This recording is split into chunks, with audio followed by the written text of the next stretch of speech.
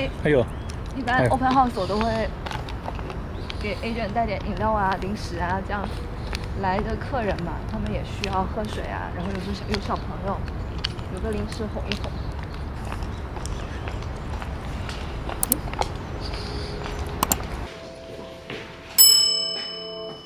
我現在家裡囤了好多這個，就這種 sparkling water， 就是到 open house 的時候啊，多帶上一些。但咱不能光只蹭地產經濟的流量，也得有付出和奉獻，對吧？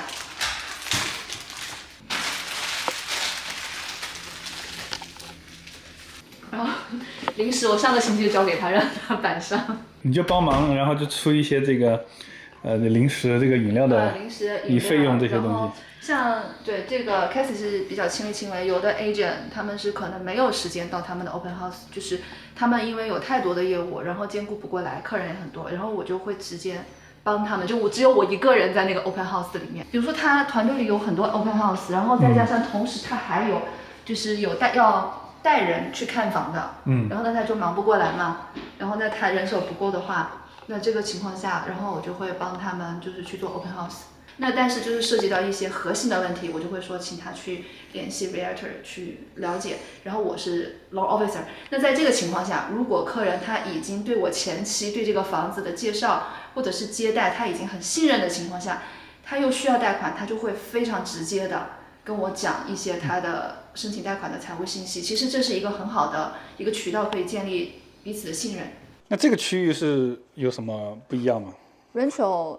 Cucamonga 對我來講，就是我在美國的經歷是連接比較深的一個城市。我原來最開始12年來美國，從這邊開車210或者是下去走10號20分鐘，Laverne 上學。我的第一個真正的自己的家，就是買的房子，就是安在了 Rancho， 就是這個地方。因為那個時候不懂，但是也知道，比如說像 Acadia 那樣的地方是超出經濟能力範圍之外的。跟同學逛街，然後那個時候是經常會去那個 Victoria Garden旁邊的那個商業區，所以就覺得這一個地方它規劃很漂亮，然後呢又有一個比較新，然後又比較大的購物中心，同時它也離奧萊很近，然後也有中餐，有大華，你所需要的東西它都有。而且這個地方當時的房價就會覺得比較有性價比，30萬出頭，然後10年前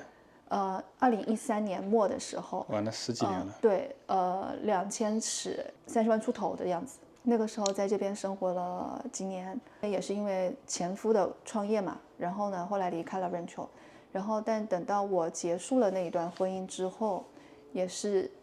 在第一時間又搬回了 Rancho， 而且那個時候小孩也在中國沒有來，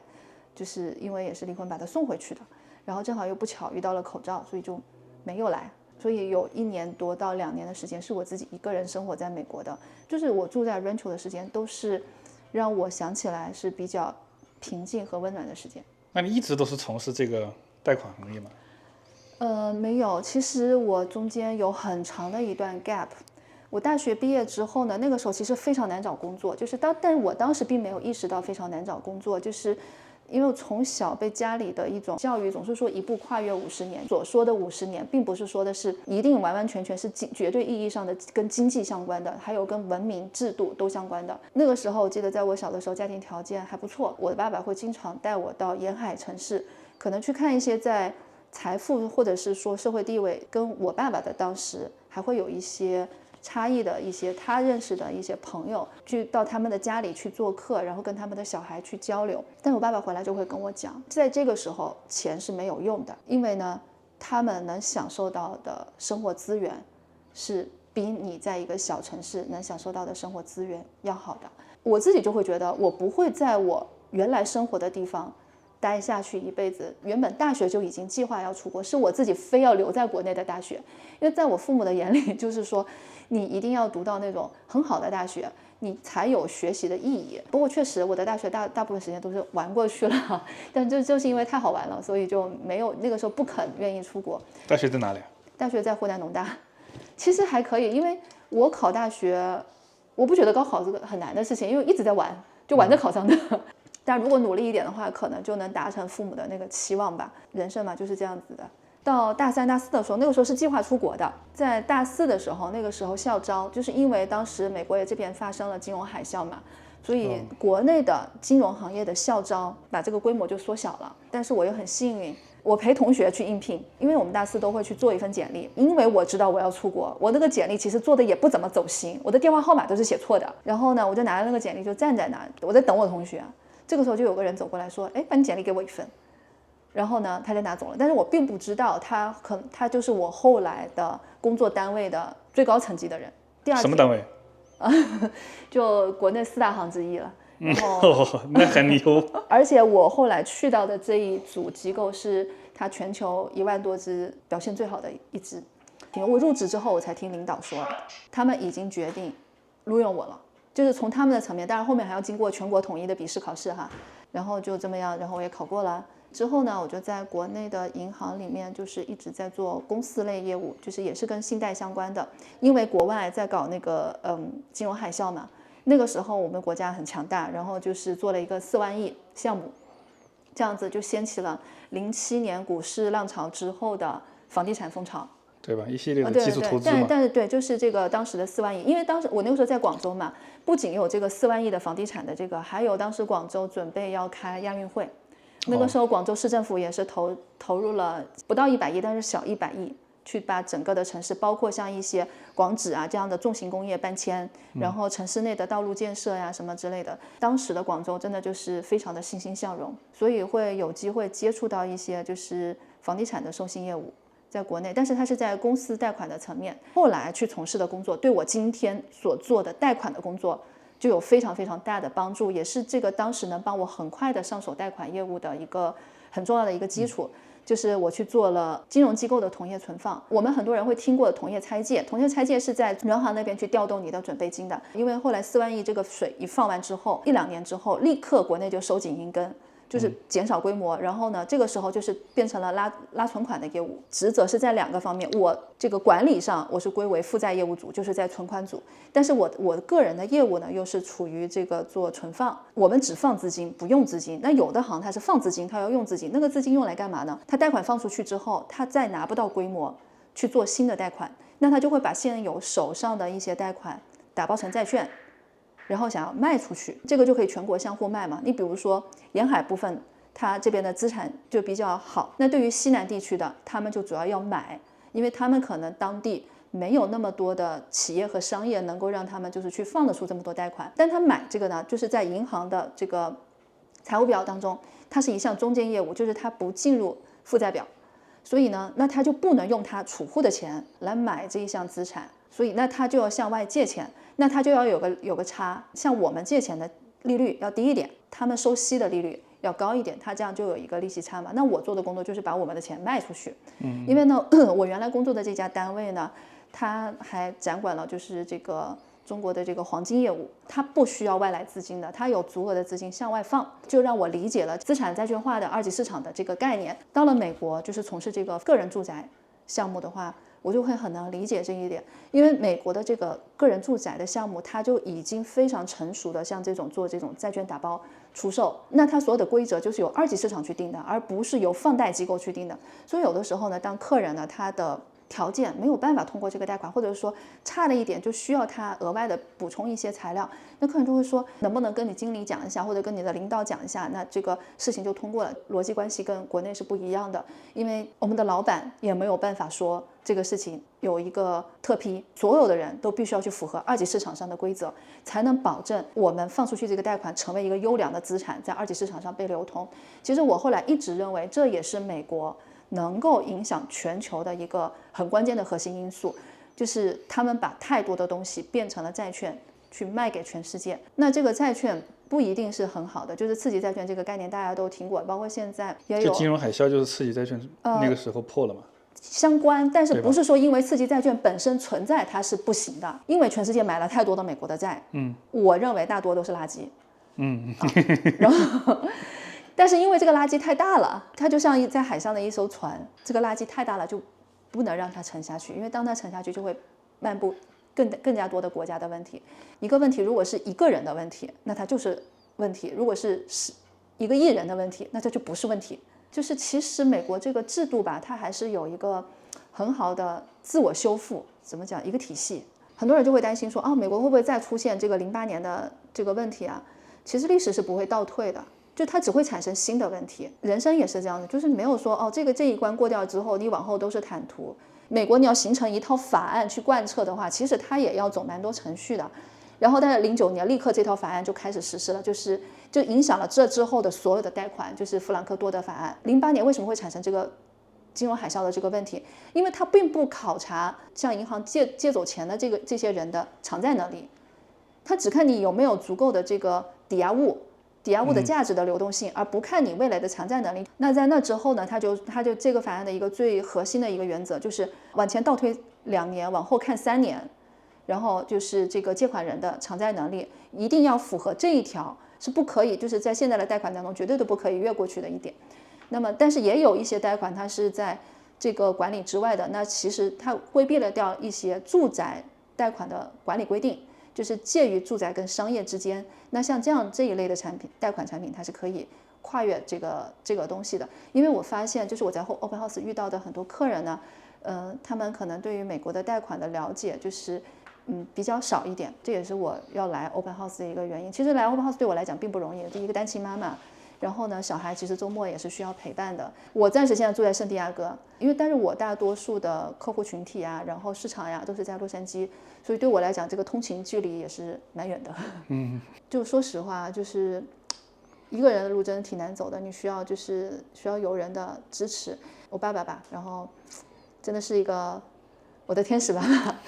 還是決定要來美國幫我在後輩助力一下吧。所以很快我爸爸就會來了。來了之後呢，每個星期會有一大半的時間會待在洛杉磯，然後就是更專注的投入在我的工作上面。然後當然也會要分配一些時間去陪伴小孩的成長，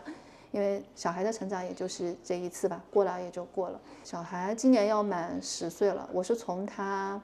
3歲不到，然後就跟他爸爸分開了。然後從那以後他也沒有再見過他的爸爸了，也沒有再聯繫過，就我自己把他就是這麼就帶起來了。目前來講呢，他的給人的一些印象啊、反饋啊什麼的，我覺得還是挺讓我欣慰的。因為首先他沒有那種就是單親家庭的那種自卑，他是一個很陽光、很快樂的人。就是他的性格是被很多人跟我說就是很稱讚的，就是他不會被一些負能量的事情去長期的困擾，然後而且他很容易就把一件事情就是一件難過的事情就過掉，然後並且他是真正的去沉浸在他的快樂裡面，而且他的快樂是很感染周圍的人群的。他學校裡可能就是跟其他的種族的朋友玩的比較多一點，但是那些家長也都跟我講說，哎呀，他們很喜歡他的一點是他很有責任感。就是當他們一起去公園，因為去公園的話會拿很多東西嘛， set up 還是最後 break down， 他都會主動的想要去幫助，然後去參與跟他們一起去做。他一般都會是第一個就是這樣去做的小孩，並且在做這些事情的過程當中，他們會感覺到他做事情很有條理，他是真的願意發自內心的去做這件事情。當他們跟我講這些事情的時候，我說但是我完全不認識的他，因為他在家裡就只會張口叫媽媽。為啥？就是啥都要你來幫忙還是什麼？那可能是我做的太多了。可能我做的那麼多也是有一種補償心理，但其實客觀上來講，我的這種補償心理其實是不對的。但是有的時候人嘛，就是不能說沒有那麼完美。不過我心中的有一個信條，就是說做父母的就是要準備讓孩子更好的將來就是離開自己。但是正是因為你抱着這樣的信條，所以就很珍惜現在能跟他在一起的時光。有的時候是矛盾的。怎麼說呢？就是我覺得首先要給他一種很強烈的一個信念，我跟你是一個隊伍，那他就知道我永永遠遠就是回頭的時候，我媽媽都在。我不知道是因為我的教育還是學校的教育哈。我認為很好的一點是，他再喜歡吃的任何一樣東西，他一定不會吃掉最後一份或者最後一口。他第一口也許會自己吃，不是每一口他都記得第一口先分享，但是他第二口他會說你來嘗一嘗，這個東西很好，很在意他在意的人的期待。就當然他不是一個很在意所有人的人，否則他也不是一個那麼快樂的人。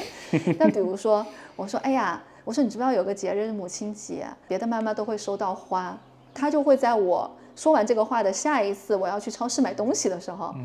他就想跟着我去，去了之後呢，就是我在觀察他，他就自己走到那个賣花的那個前面看一眼那個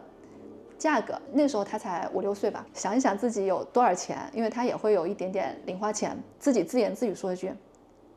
我買得起。然後他可能就會下一次遇到我的朋友的時候，就會跟我的朋友說，你可不可以帶我去一次超市？他其實就是想去給媽媽就買一束花。然後或者是有的時候呢，比如當他有多一點的零花錢，但是不會很多，最多20塊錢，然後我跟他在逛商店的時候，我會說，哎，這個東西我挺想要的，但是我覺得這個價格不合理，它有點貴。然後他又知道，哎，我手上的錢是多於這個價格的錢，他會很豪爽的跟我說，媽媽，我給你買。怎麼說，就是單親媽媽有單親媽媽的樂趣。你當時聽到這個話的時候是什麼想法？就我很開心，就是很開心，我沒有說很多餘的想法，就是只是很開心。但是我更多的是跟他講說，你一定要愛自己。然後你愛自己呢，很容易。不是說很複雜，說你一定要去變成一個心思很複雜的人啊，去算計或者怎麼樣。我就一直跟他講愛自己的2件事情，這2件事情是什麼呢？也是我們每個人每一天都會做的，吃飯和睡覺。其實真的想想到我們這個年紀到中年的時候，你想想看，是不是這2件事情你要長期的每一天做好是很難的。你別看它每一棟不一樣啊，它其實可能原來是同一個開發商，那個時候是有建一些這樣的房子，它的院子不特別大。這個院子我認為對於一個如果需要工作的家庭，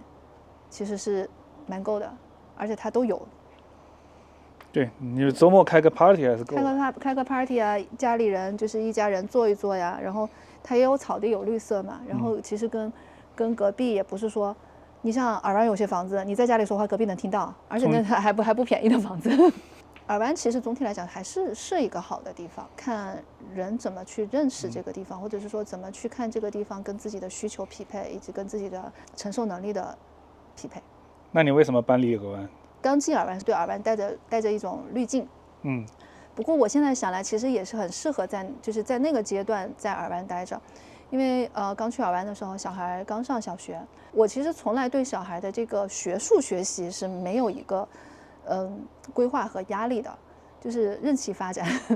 但是我希望他有他自己的標籤，就是有廣泛的興趣愛好。然後這個我認為是他長久這一生比較重要的一個品質吧。但那個時候的爾灣呢，可以讓他就有機會在基礎階段去接觸，像他那個時候什麼興趣班都可以去體驗一下、感受一下。然後去找到他自己的興趣點去啟蒙，然後我們經常說這個幾分學區啊，獲得了藍絲帶啊。但即使你同樣的10分學區，同樣的獲得藍絲帶，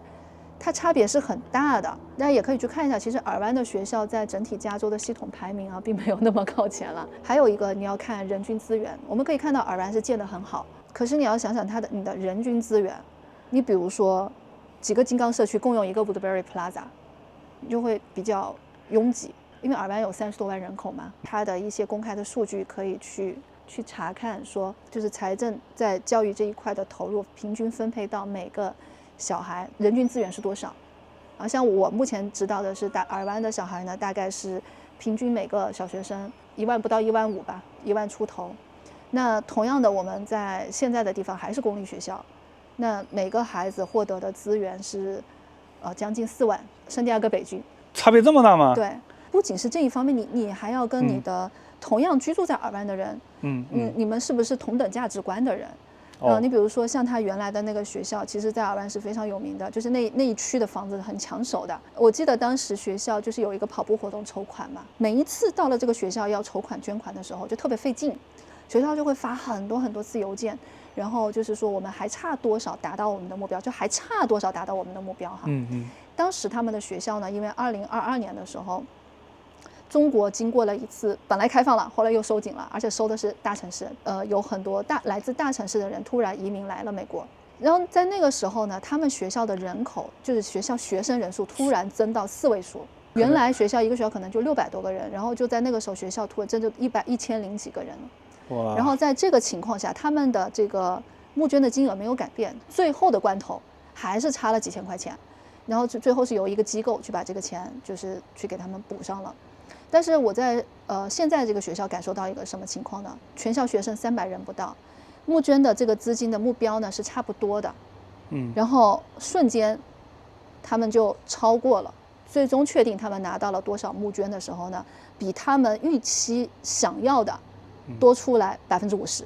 但是只有300不到的學生，同樣基本上是同樣的募捐目標。OK， 然後爾灣有1000個學生，對，1000幾個學生，然後這邊呢是有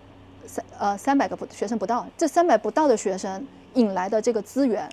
是爾灣的應該是1.5倍，但是人數他們爾灣是他們的3倍人數，對，所以這個就是其實也反映了這邊的孩子每一個孩子他周身的涉及到的社會資源和家庭資源。所以這個是不一樣的，就是這是一個深層次討論的問題，而不是說我單看一個地方房子怎麼樣，因為那是新移民嘛。因為首先我們新移民，每個新移民都不容易的，不管你在國內你的地位高低哈，你在國內的資源，你到了這裡全部都要被就是重新洗一遍的那種感覺，你都會感覺到各種各樣的困難，就是有錢有有錢的困難，沒錢也有沒錢的困難，但至少你是一定對美國有比較適應的文化和語言上沒有障礙，跟周邊的人群啊。是能夠很快的去融入的，就是說，我說跟一些在美國出生或者待了很久的人，能很快去融入的，你才會就是去到就是我現在住的這個地方。居住成本的話，那邊和爾灣比呢？聖地亞哥那邊呢，沒有爾灣貴，沒有那麼多人來來去去嘛，所以它的交易並不那麼活躍，所以呢，房價很難推高，但是它的房價是不會掉的。首先，它是很富庶的一個地方，它的地很有限，因為南邊國境線嘛，你都過去到了墨西哥了。左邊是海，你也不可能把房子建海裡；右邊是自然保護區，然後北邊是軍事區嘛。再加上呢，聖地亞哥本身的教育資源是很好的，然後也有一些就是醫療，那是全世界都很有名的，所以它也不是說這個地方是沒有就業。那你女兒去了那邊之後，學習上會有些改變嗎？我發現她的作業少了，但是她講述的知識更多了，而且她的知識是跟生活中很相關的一些東西。他剛上4年級，就是我們這邊上4年級就是9歲的年紀嘛。然後那個時候呢，有一天我帶他去一家拉麵店吃飯，然後那個拉麵店上面就有那個電線穿的很多燈泡在那裝飾嘛。當然他沒有講出這個名詞哈，他就跟我講這個原理。他講的什麼原理？他講的直流電跟交流電的原理。我當時就說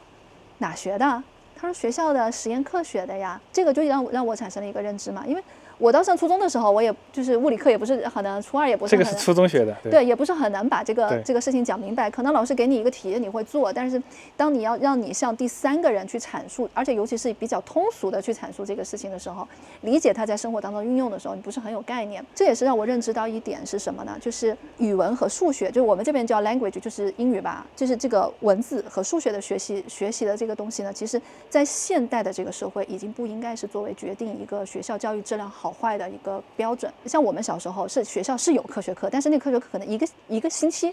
就那麼一節。那像現在呢，就是我們會發現科學越來越重要嘛，並且這個東西是你沒有辦法在家庭教育當中去提供的。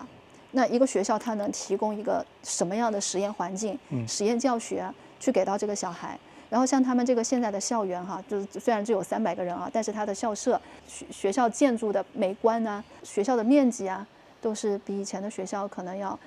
更加好一點。那他們學校裡面呢，會專門的就是修出來一塊地，由他們自己去播種、照顧這個植物，然後等到它的收穫。那他們在播種和照顧這個植物的時候，他們就由此需要學習土壤、氣候、這個水的酸鹼性對這個植物的影響，還有肥料是要種這個植物。那我們加州獨特的氣候是哪些？適宜哪些就是東西去種在土裡面？從這個土裡收穫出來之後，他們自己把這個東西拿到學校的廚房裡去把它做成菜，然後自己吃下去。哇！而且在這個田旁邊呢，他們是有修一個，就是比這個可能建造的還要再精緻一些的，就是涼棚。然後在涼棚之下呢，搭了這個階梯教室座位。對。他們的課堂形式就是不限於在有屋頂的地方，還有就是他們吃的餐食呢都是從附近的餐廳去訂購的。最差的餐廳是 Panda 了啊。所講的不都是每個孩子每一年需要佔用的這個資源的這個花費嗎？剛開始你只是感受到說，它跟另外一個學校的這個數字差別多大？但是我現在想跟你說一個概念是什麼呢？如果說一個孩子得到的資源是37000到38000，我算這個當中呢，可能因為有體制的問題，這筆費用的使用效率大打折扣。我算使用效率只有60到70，那也就是2万多，对不对？可是你要想想，有多少私立学校的收費能达到这個數字，並且私立學校它是有盈利的，這就是為什麼說不一定私立一定比公立好的這個概念。家長要會找，當然你說如果說我就是聽說這個學校很好，我帶着我孩子搬到這兒了，我什麼都不管，什麼學校的 volunteer 也不參與，然後什麼該奉獻的都不做，抱有這樣的心態，就是我覺得孩子不一定為這個事情感到幸福。所以小孩在那邊呢，不需要再出現這種比較啊，已經完全的讓他在他的這個世界裡面基本上是滿足了。然後他更 care 的是他的精神方面，包括他們不管是對政治問題，他们也是很關心會討論的，季節的變遷啊，生物的變化呀，就很關心。反而呢，因為這些事情佔據了他內心的關心，所以他那在其他的方面，比如一些人際交往當中不必要的煩惱，在我生活的這2年當中，我是幾乎感受不到的。可是這些問題是在我以前生活的華人比較多的地方是有比較深刻的經歷的。對，大家會依據這個小孩的好和壞來判斷這個小孩有沒有資格跟我的小孩玩在一塊兒。這個是我覺得作為家長來講不太好的一點。我認為小孩吧，每個小孩他是一張白紙，更應該的是去看一看能不能幫助到他改變一下他的環境。我覺得這個才是一個美國文化的一個精神吧。我先讓我自己過好，然後當我自己過好的時候，當我不負任何人的時候，不應該鬆口氣躺下來，而是應該想想我是不是要更努力的幫助其他需要幫助的人。那小孩今天什麼安排？他會跟他的就是隊友，然後他們今天要訓練體操隊，藝術體操。其實他在原來在爾班學習了2年吧。其實說實話，當時聽起來這個教練的噱頭是不錯的，因為他把他自己的女兒送進了奧運的比賽場。他們的成績不是那麼容易對話，所以小孩呢也不是能感受到自己被教育吧。但是我也不能說一定是教練的原因，因為畢竟也還有別的孩子是學得還不錯的。起初我為什麼送他學這個，是因為我不想把他就是簡單的扔到一個 after school care 或者 day care 裡面。然後我想，既然是這個時間，我同樣的要花這些錢，為什麼我不多花100-200塊錢去培養一個他的標籤？他又能鍛鍊身體，對他自己也有益，就是這麼樣。然後我就選擇了讓他去學這個藝術體操。我就問他，我說你想不想堅持這個嘛？他說他想堅持。他說我們作為父母呢，其實就是應該支持孩子，就是讓樹成樹，讓花成花。就他這個級別啊的成績比較好的俱樂部，我帶他去試了幾個，他自己最後決定要來現在的這個。我也是傳銷好掉頭。那我就花了1個月的時間，把前前後後的事情打理好了，然後就陪他到了這個地方。選擇的地點也是因為想挨着這個體操館，所以才這麼誤打誤撞上了這麼一所學校。然後由他後來的生活，才讓我了解到了這個聖地亞哥挺好的。然後像我們現在住的這個地方呢，開車10分鐘之內就有6個優質的海灘，飯後你開個車5分鐘就到海邊去散步，而且就是太平洋那麼寬廣，然後很漂亮的日落。原來可能我們很難理解像梵高畫的星空那種層次，紫色、粉色，然後藍色，就地中海氣候的這種地方的海邊看到的這個日落，其實就是這樣子的。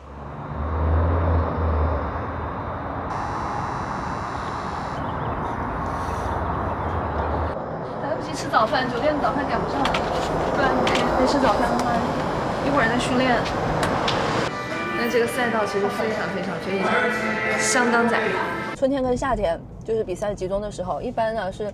過完5月份之後，他們就開始到暑假就開始密集的進入下一個階段的訓練，就每個賽季是跟着學期走，跟着學年走的。然後到了應該算進入11月份開始吧，然後就開始有一些邀請賽。其實邀請賽就是為了今天這一场也是邀請賽，就是為了讓孩子不斷的就是去鍛鍊賽場的感覺。但是邀請賽他們也會請正式的裁判。再過2個星期就是加州的州賽了。然後像他這個級別呢，目前就是他是5級嘛，整個呢是10個級別。然後從6級開始，你必須要在州賽裡面取得前12的位置，然後才能夠進入到國家賽。國家賽的前8到前10，就是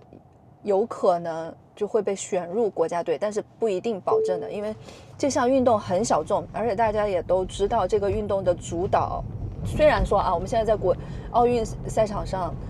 白俄羅斯被取消參賽資格了，但是這項運動在美國的主導方就是他們。其實會有很多不公平的事情發生。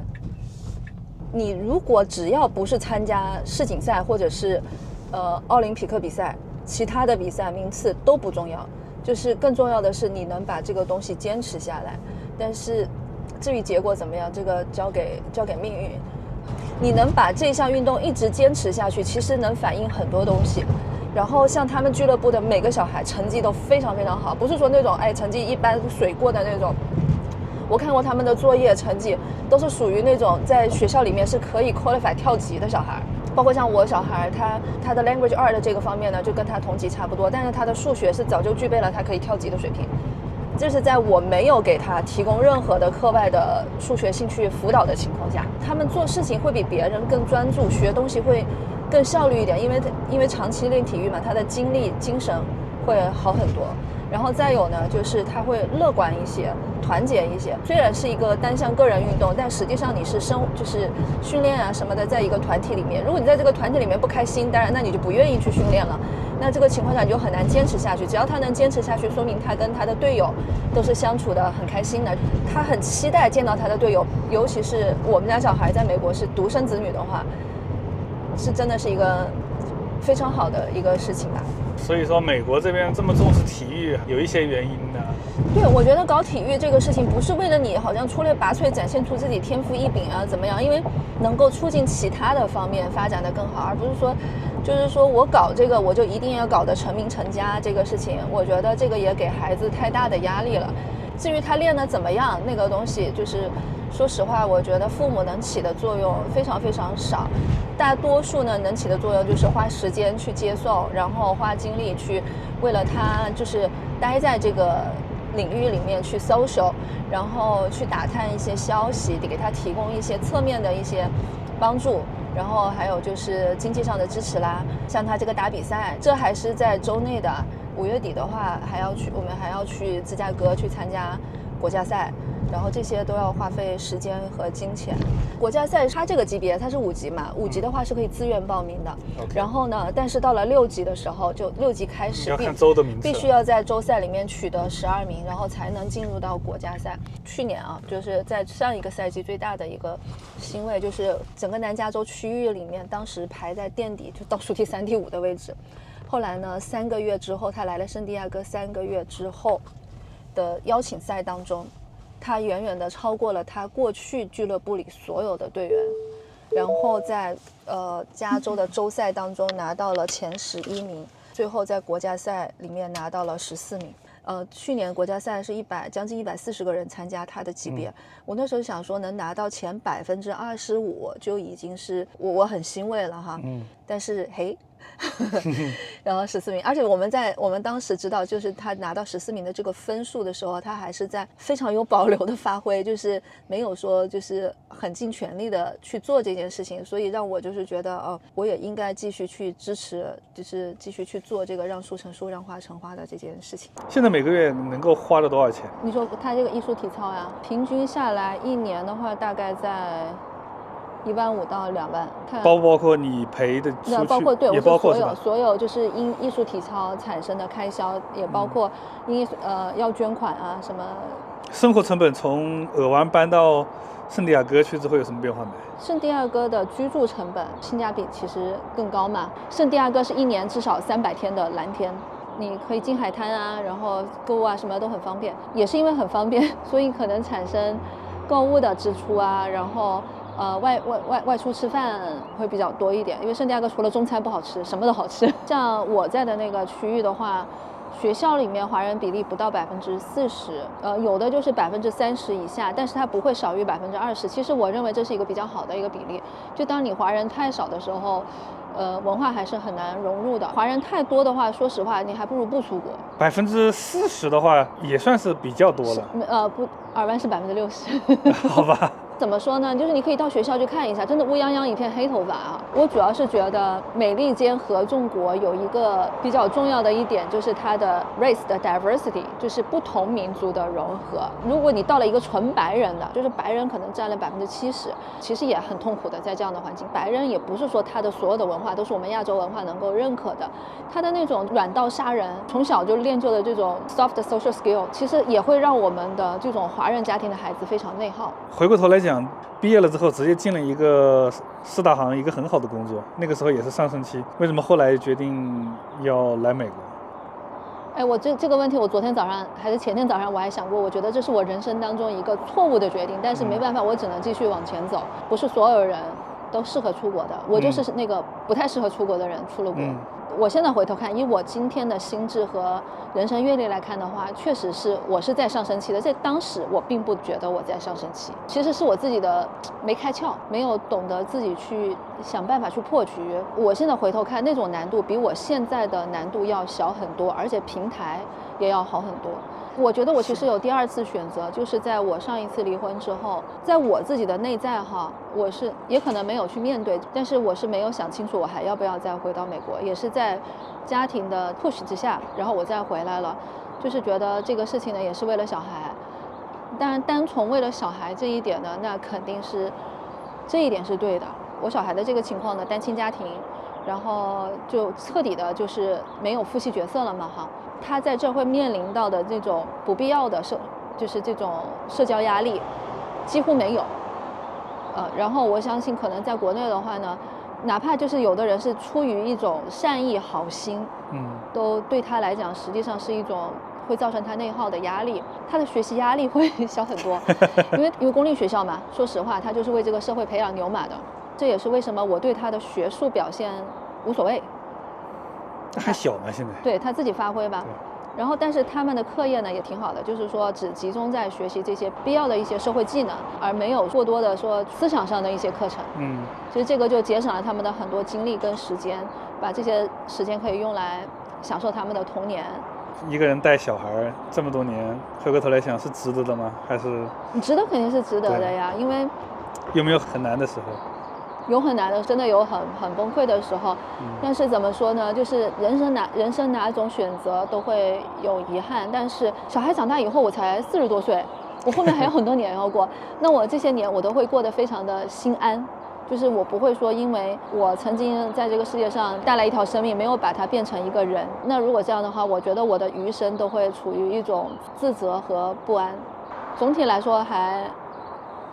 我就覺得至少熬過來了，而且感覺快熬出頭了。你看淘淘都快跟你差不多高。對，我一直在跟他講說，就是